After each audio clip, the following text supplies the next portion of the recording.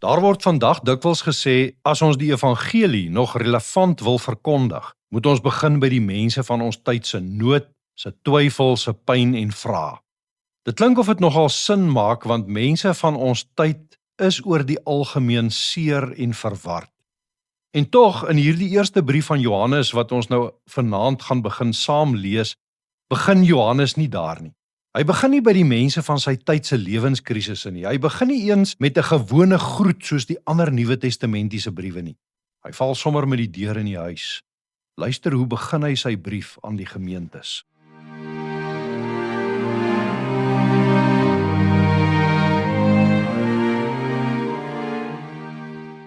Goeienaand, welkom weer by ons aandgodsdiens.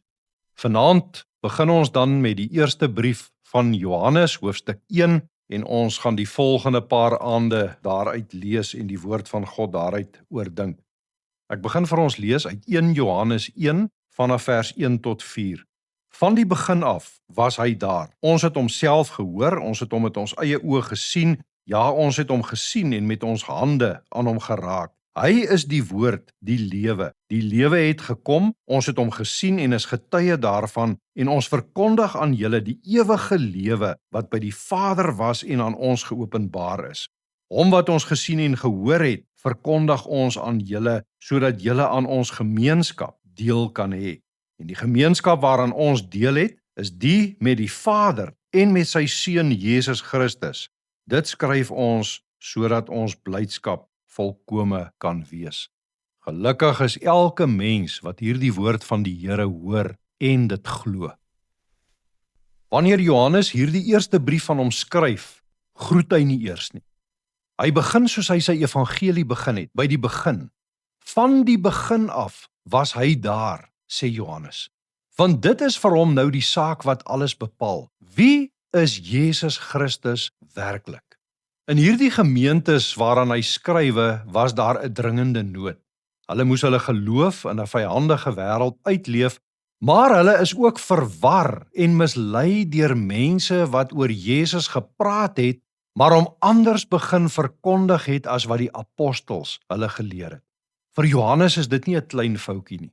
Later in hoofstuk 2 sê hy reguit, wie die Seun nie, het ook nie die Vader nie. En wie die Seun het die lewe. Wie nie die Seun van God het nie, het ook nie die lewe nie. Hierdie is 'n krisis wat vir hulle op die ewige dood kan uitloop. Dis 'n groter probleem as enige ander probleem wat hulle dalk op daardie stadium in hulle lewens mag ervaar het. Daarom begin hy dadelik om te sê wie hierdie Jesus is. In vers 1 sê hy, Jesus is van die begin af daar. Hy's nie net 'n mens wat later groot betekenis gekry het nie. Hy is die ewige woord, die woord deur wie God alles geskep het. In sy evangelie, in Johannes 1 vers 1, sê Johannes, die woord was by God en die woord was self God. Dan beklemtoon Johannes ook dat hy hierdie dinge met gesag sê. Hy praat nie tweedehands of van hoor sê nie. Nee, hy sê, ons het hom self gehoor. Ons het hom met ons eie oë gesien. Ons het met ons hande aan hom gevat. Ons weet waarvan ons praat. Hy is die woord en die lewe. In vers 2 noem Johannes hom die ewige lewe wat by die Vader was en aan ons geopenbaar is. Jesus is nie net iemand wat die pad na die ewige lewe aanwys nie. Hy is self die lewe. Ek is die weg en die waarheid en die lewe, het Jesus oor homself gesê. Niemand kom na die Vader toe behalwe deur my nie. So sê hy in Johannes 14 vers 6. Daarom sê Johannes hier in vers 3, verkondig hy en die apostels Jesus aan die gemeentes, sodat hulle deur die verkondiging van die ware Christus deel kan kry aan die gemeenskap met die Vader en met die Seun Jesus Christus. Hulle het geen bybedoelings daarmee nie. Al wat hulle daaruit gaan kry, sê hy, is die vreugde daarvan om te sien dat hierdie mense as gelowiges in Christus met God versoen word. Groter as enige ander probleem wat die gelowiges van sy tyd ervaar het, was die verwarring oor wie Jesus werklik was. Daar was mense wat gesê het, hy is nie God nie, net 'n besondere mens. Dan was daar mense wat ook gesê het, maar was hy werklik 'n mens? het hy ooit mens geword. Hulle het afgewyk van dit wat die apostels, wat oor en oog getuies van Jesus se lewe en woorde was, hulle geleer het. Daar was grootskaalse verwarring oor wie Jesus was, en dit het veroorsaak dat baie mense die geloof verloor het en die kerk verlaat het. Klink dit soos vandag? Christus is vir baie mense baie verskillende dinge. Selfs in die kerk hoor ons baie verskillende dinge oor hom. Onder baie teoloë word daar hard gestry of die Christus wat ons in die Bybel leer ken, werklik die Christus van die geskiedenis was. En of die Bybelskrywers nie maar baie aangedik het oor hom in wat hulle gesê en geglo het oor hom nie. Daar is selfs gemeentes in ons land waar nie meer vasgehou word aan die waarheid dat Jesus die enigste weg tot saligheid is nie. Daarom word ander gelowe ook genooi om ter wille van versoening tussen die gelowe van hulle kansels af dienste te kom lei. Daar selfs teologiese professors wat sê, jy kan nie meer hierdie oeroue barbaarse mite glo dat God sy eie seun plaasvervangend gestraf het vir die sonde van mense nie. Selfs as jy na gewone mense luister, sien jy vir baie is Christus niks meer as 'n soort noodknoppie, 'n panic button wat jy net druk wanneer jy in die nood is nie. Vir ander is hy niks meer as 'n uitsonderlike lewensgids, 'n life coach, by wie ons 'n paar slim lewensbeginsels kan leer, of kan leer van leierskap of ouerskap, of oor hoe om 'n goeie mens te wees nie.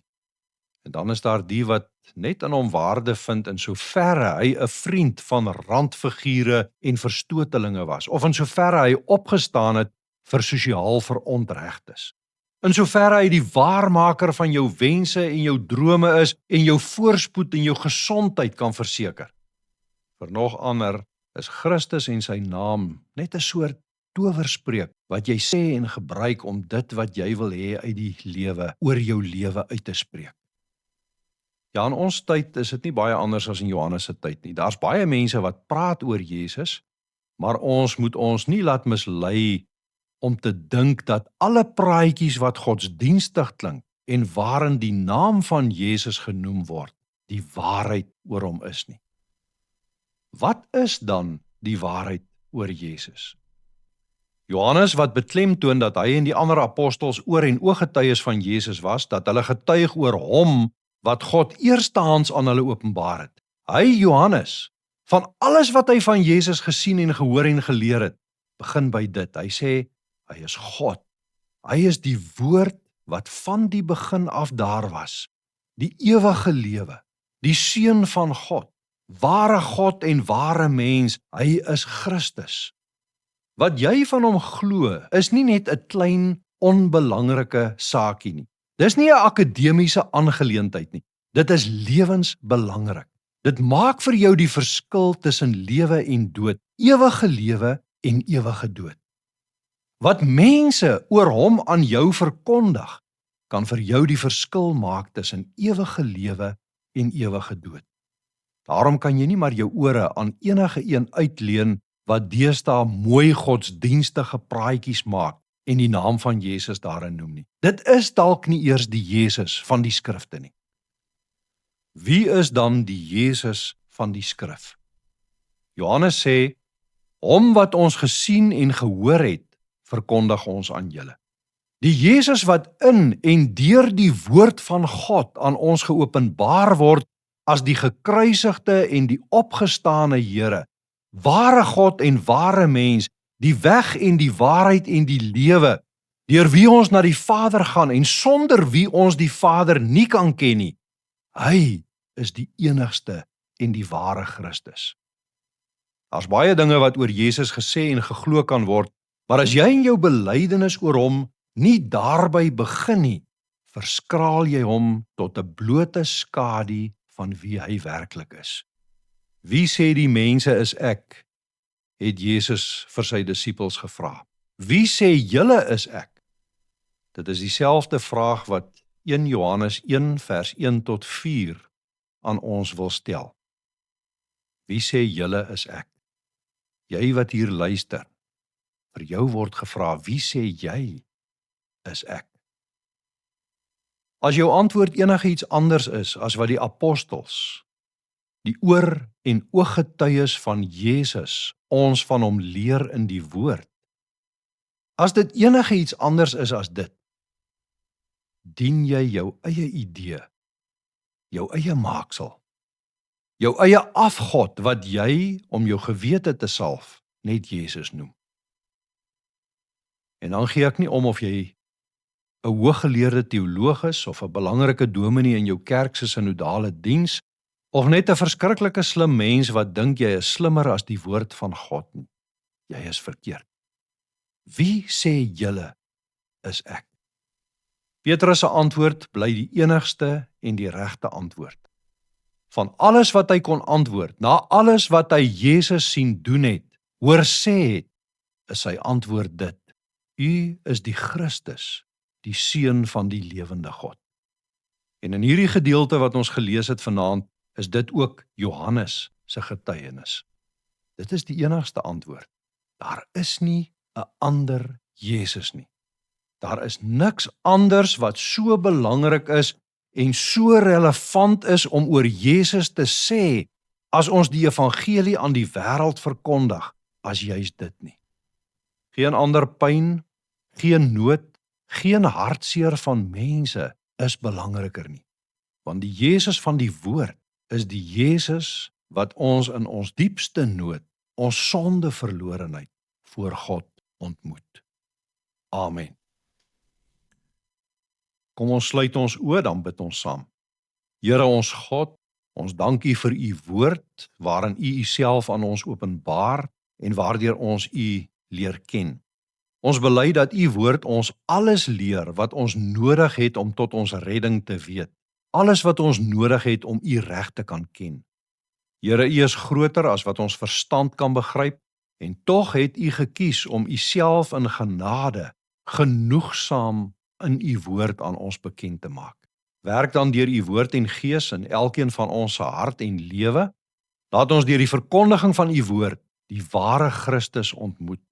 Bring ons deur hom tot gemeenskap met U ons Vader en met U Seun, ons Here en Verlosser. Amen.